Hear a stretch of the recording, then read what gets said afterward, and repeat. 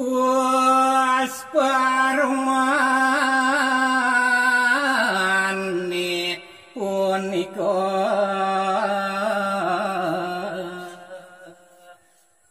sampun kewiyati puput peparmani Sang Prabu kesarengin punika antuk Sunan Kalieh mawa cana Sang Narapati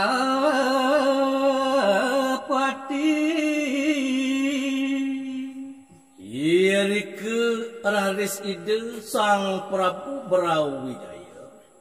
ngarentehang pawacana wiyati ide halo sebaman ring punakawan ling ide Sang Nada nyunyur manis wiyati mantuke maring pengabih ideni maka sinamnya gelas subah ngamiletin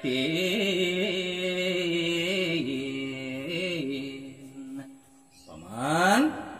ni subuh situ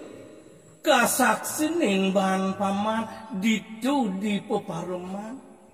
paiguman gelahe kasarengin bahan Sunan Gali supaya dadi gelah ngamiletin pemargi nyentuh paman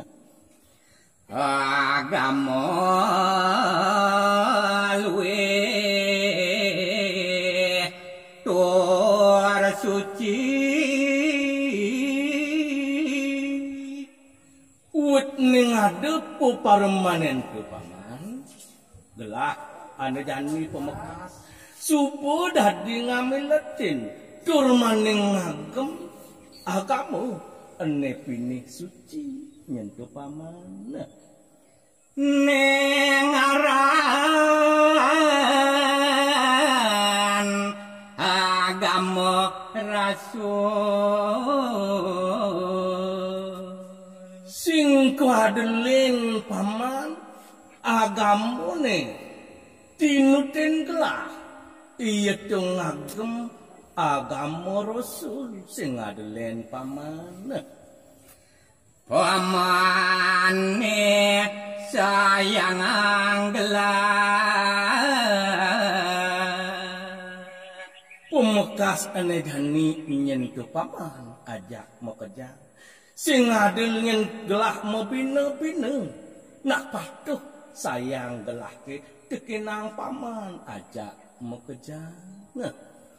ide gelah mejani nah ni hadu ke dadi pengidih gelah ke tekinang paman pengapih ajak mau kejar apa ngatino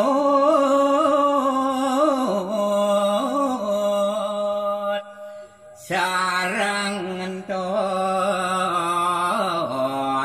agama